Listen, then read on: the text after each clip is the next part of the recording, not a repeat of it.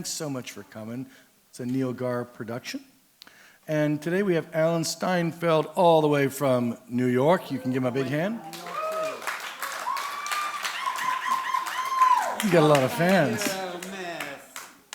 Yeah, Alan has been around a long time, and for sure we must, he's saying we must transcend our old limitations. We must understand what is happening to the earth on a multiple levels from its ascension into a larger expression.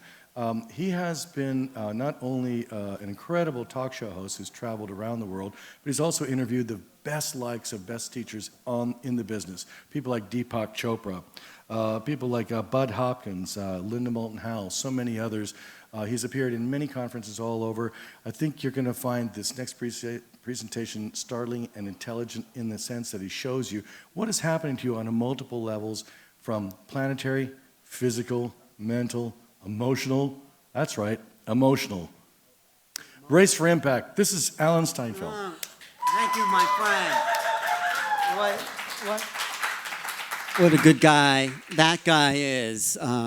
Yeah, and also humor. I'm bringing humor in because we don't get that enough at these conferences.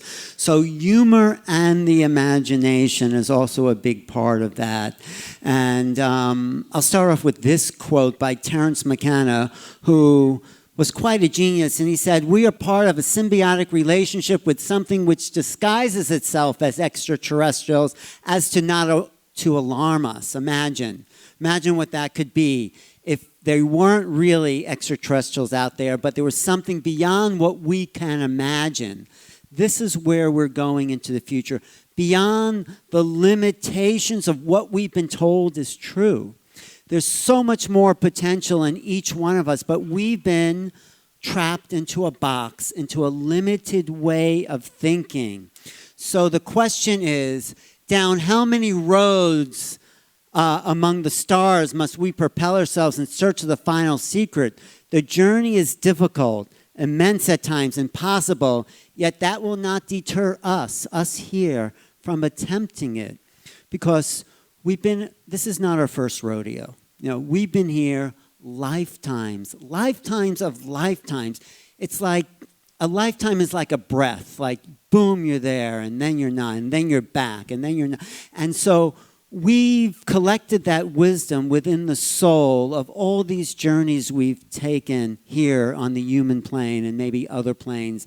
And now's the time when the cosmos is shifting, it's upgrading to a new dimensional possibilities. And so we have to hold a greater space for what that's about. We have to go to unknown regions of the mind. We have to, let me show you this. It's like, this is what we're born. Over here is how we're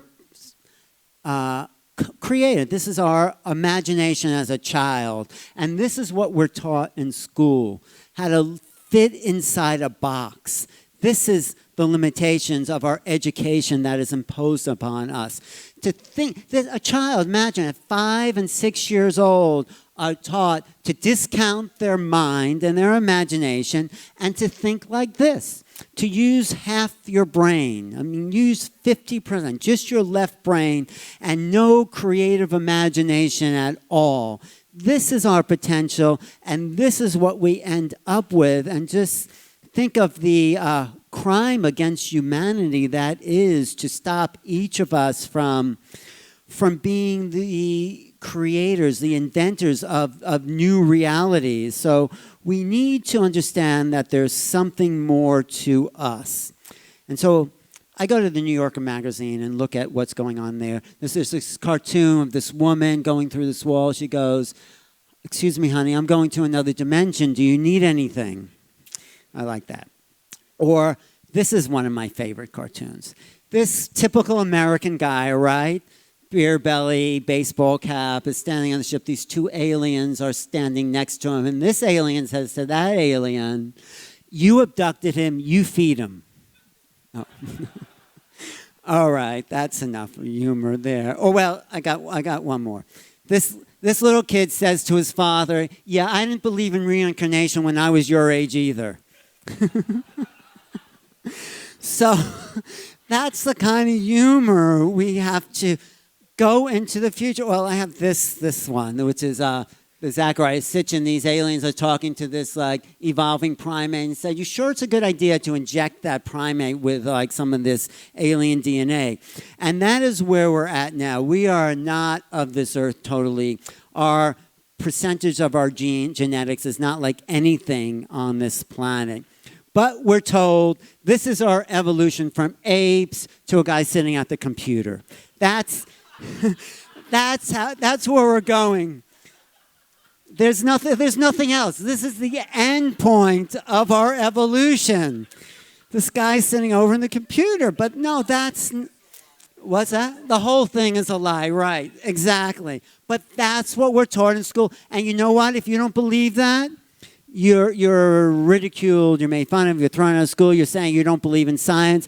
There is a science to the soul, to creation, but we're not taught that because it then infringes on our religious freedoms and all that. Well, religion and politics and the media are all there to just program us in the ways they think we should think, So we never get any free will. I mean, the reason there's war now is because someone was born in a religion or a political party or believing this, and they never had the freedom to think something different. I mean, if you're brought up in a religion, whatever that is, you're going to defend that because you identify with it. We identify with our beliefs, and we think we are our beliefs. And if someone insults your beliefs or the deity that you might be connected to, you could be killed for that. You could be killed for words in a book. That's how primitive our conditioning has been to focus just on the animal body. The lower three chakras are your animal body chakras. It's your survival, it's your pleasure, pain, it's your power and food and reproduction, but it's not the higher levels that it makes us the human being, starting at the heart and the upper levels of communication. We're here to evolve that. We're here to change our belief system like this. Change your thoughts and you change your world. So the problems in the world is ones of worldviews and belief systems, and that's what people are battling. Democrats versus Republicans, this country against that. It's worldviews. So you believe this, I believe this, and worldviews are they're fabric. None of them are true. They're only a level of acceptance about how we think things are. The best worldview is to open your mind to the impossible. There's no worldview. Just be in the moment where everything may be true or nothing may be true. This might be our worldview, where we're open and connected to the stars. So, we're here to take in the world and use your imagination. But don't always trust your imagination. Like this. You see this? Immediately you think, oh my God, that kid's head is on the sand there. But that's the power of the imagination. That's how powerful we are to create that for a moment, and then the logical mind says, no, that's not true, or like this, this woman is swimming with a fish. For a second you think, oh my God, does that woman have a fish face on?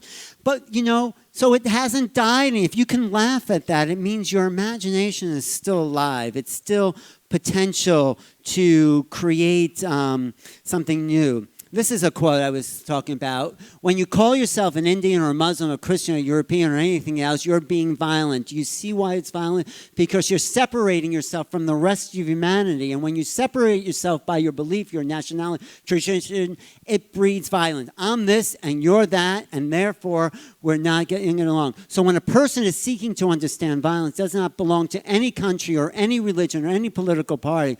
We are concerned with a total understanding of who we are as human beings and the potential. So we have to step outside our identity. There's so much potential we haven't even tapped into, but we're limited by the belief that we're a freak of nature. Life on planet Earth and human beings are an accident of creation. We are the what would I say, the lonely bastards of a lifeless universe. That's what we're taught we are. And we're not taught that creation is all around us. The universe is full of potential. Like, for instance, there are 5 times more stars in the known universe than grains of sand on all the beaches in the world. I mean, that's a lot considering how much I take home from the beach, in my pants. I just piles up. But no, there's so much life out there.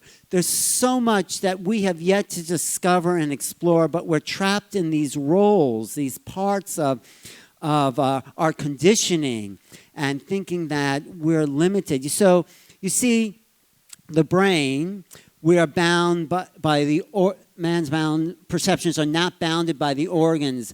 We perceive more than we can ever know. We perceive more than the senses know. So the brain is like this radio, looking for consciousness in the brain is like looking for inside the radio for the announcer. Like, if the radio breaks, it doesn't mean the announcer has keeled over. It means that the receiver, which is your brain. So your brain actually, I think, doesn't actually create thoughts. It receives it from a higher soul density. And your brain, which is tuned to your soul frequency, picks up your thoughts. And you think it's coming from your brain, but it's just receiving, like a radio, your signal.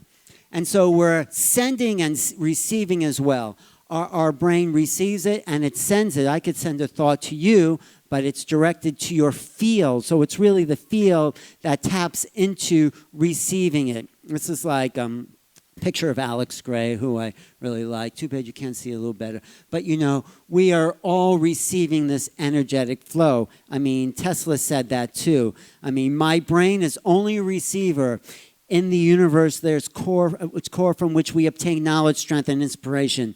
I have not penetrated into the secrets of this core, but I know it exists. The core is the soul essence that is feeding the consciousness that your brain is receiving. So we all can use this brain in ways that no one's told us about before.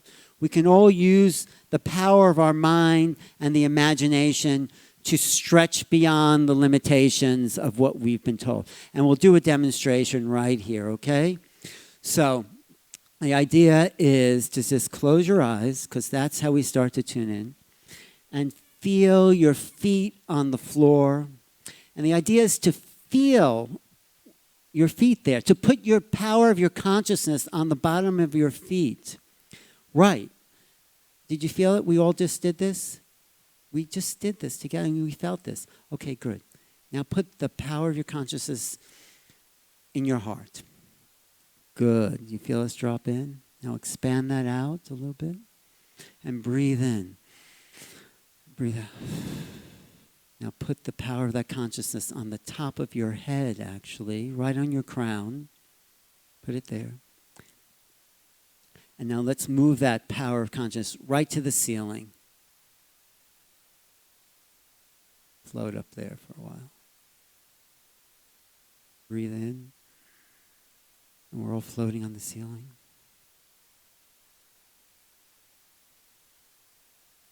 Okay. Take that breath and breathe it in.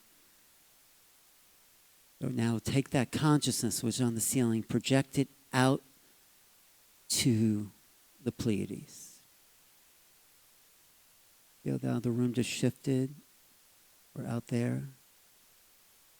Right there. Just go right there. Just use it. Don't think of how you're going to do it. Just do it.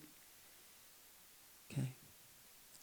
Now from that place, I'm going to bring that consciousness back here. But stay there. Stay there. Now slowly open your eyes. Like open your eyes halfway. Open your eyes. And feel like the top of your head tingling. This is totally open your eyes, but not all the way, so you can stay in that connected state of consciousness. So you're not quite here and you're not quite there, but you're somewhere in between, because if you asked in this state for a message from that place, where we just went, you would get something. If you wanted a being to come back with you, you could bring that back. And if you wanted to go there and explore that world with the power of your mind, which is beyond the imagination, we could do all that because we have that potential to use this receiver of the brain in ways that are unique, original, and unpredictable. This is who we really are. So, come back here a little more. See, the imagination is not a good word for what we just did. That's like, means fantasy, but the real work of the mind of human beings is to believe that, or is to know that we can go to these worlds, we can travel. This is why remote viewing works. I mean, if you really practice this, you can remote view, and you know everything all the time, everywhere. This is the key to who we are. We know everything. We know it. But what's in the way is your personality, your conditioning, your education, your religion, your politics. That's in the way of knowing. But essentially, there's nothing that has to be here. This is the power of human thought. And to create something new. You know, creativity is the hope of the future. Terence McKenna said, if the artist can't find the way, right, Doug? The way cannot be found. So the imagination is the only hope we have to survive the present and go into something that we don't know at this moment, but we have access to. So the unknown, which is feeding your brain, the receiver, by a force that we have yet to cognize, we have yet to bring into this reality, but it's impacting us all the time, and we're trying to fit this thought into a limited way of thinking, this new creative force. So we have to develop new ways, new art forms, new ways of perceiving, and it does come down to the creative imagination. It's coming into you all the time, new thoughts, new awarenesses, but we don't know how to perceive that. It's like what Tesla said in 1909. It will soon be possible to transmit wireless messages so simply that an individual can carry it in his own apparatus right there. 1909. He didn't know what he was talking about, really. He didn't know how that would go, but he knew it was possible. He knew that. He knew it because he was in touch with the future. I also love this quote.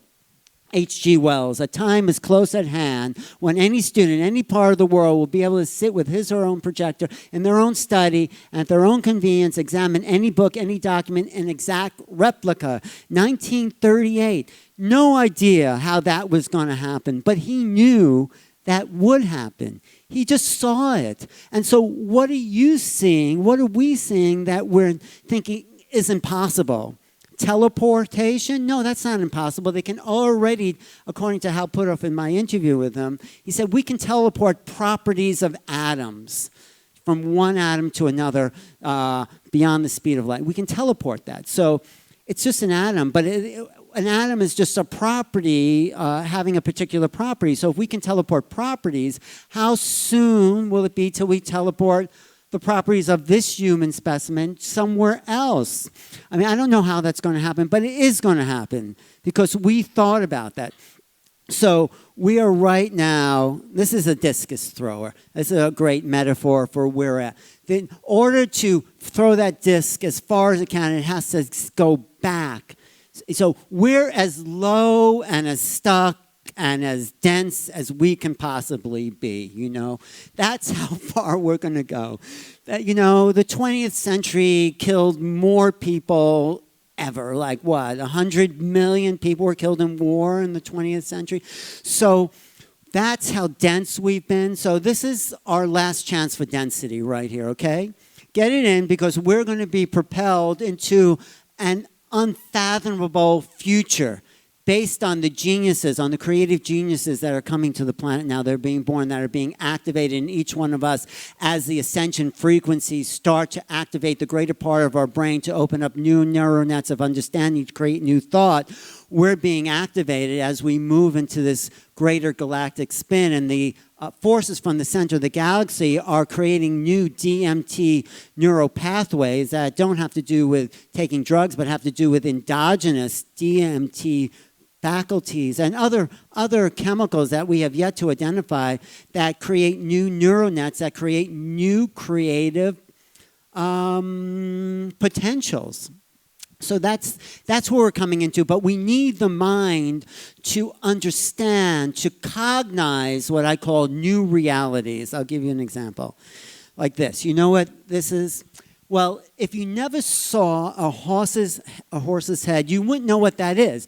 But because we can recognize that. We can cognize again. But how did you cognize it in the first place? What's the difference between recognition and cognition? To recognize versus to cognize? Well, someone told you this is what a horse looked like, and then you identified that, and now we can identify it because we can recognize it. But how do you recognize something you've never seen before, that you have no awareness from? Well, you don't. If you never saw an elephant, you would think that's a really strange horse or something. Reminds me of that joke. I'll tell it because we're, what did the elephant say to the naked man? How do you breathe out of that thing? Never mind. No, can we take that off the record? But, no. But I'm saying, if we weren't programmed to understand these realities that are coming to us, we wouldn't perceive them. So our job is to awaken the faculties of surprise, of the unknown, of bringing new potentials, of waking us up to like this, So we only see the visible light spectrum, but there's higher light that is possible for us to see. So we need to go and use our minds to see this higher light, So the change in the paradigm has to be neurological, cultural, outside the worldview, and galactic, because we are emerging as a galactic civilization. We're meeting the other. This was taken from the Voyager as it was leaving the solar system. This little blue dot there is the Earth as it was leaving the band. And so this is what science says we are. We're this insignificant speck of dust in the totality of creation. Well, the truth is, I think we're this. This is the center of the universe. Right there, inside your pineal gland there, is where all perception is, where the frequency of thought comes in and enters your brain. And your pineal gland, if it hasn't been calcified, which I don't think it has, is right in the center of your skull. Right here, right there. It's right there. And the pineal gland does see higher than visible light. And when you activate it, you can see the future. You can see the past. You can remote view. You can see your other lifetimes. We have all this potential. This is who we are in this eternal state of being. Right now, sitting in that chair, you're really there. It's Alex Gray calls a theologue. You're the center of this creation. There's something way down deep in that's eternal about every human being, is what Thornton Wilder said.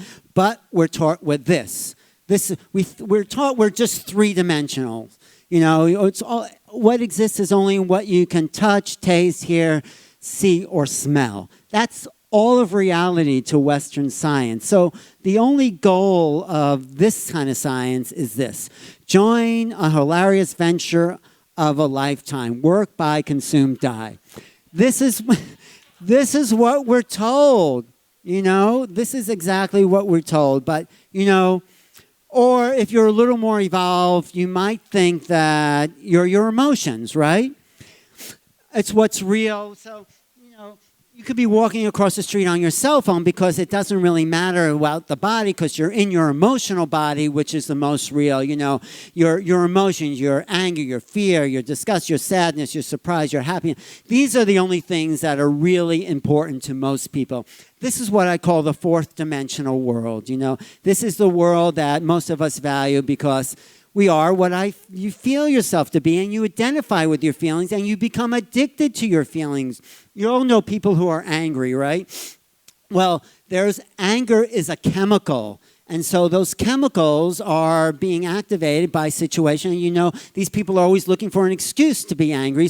And that's because the chemicals are wearing off, the chemicals of anger, so they automatically look for another reason because their body's saying, we need those chemicals. We're feeling or sad or depressed. These are addictions to your own chemicals.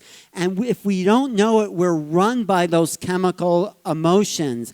So the way to overcome that is to resist that feeling. So 5 minutes, I have like a million more things to say there. So anyway, if we're thinking your emotional body, I love this cartoon here.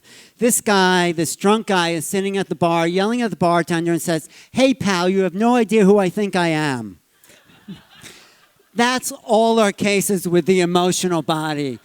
Who you think you are is not who you are. That's just your emotional body. You're not that, but you think you're that. You think you're your story, so you get attached to your story. And someone tells you you're not your story, then you really get upset because you identify with that person you thought you were. But you're not that. That is a story. You're not.